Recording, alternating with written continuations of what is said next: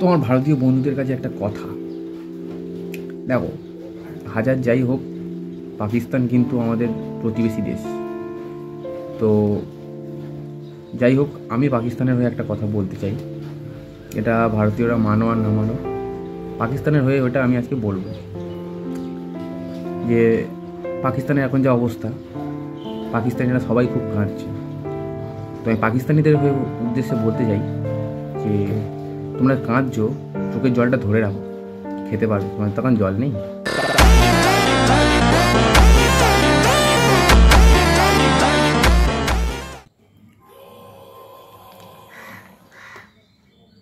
ঠান্ডা আছে।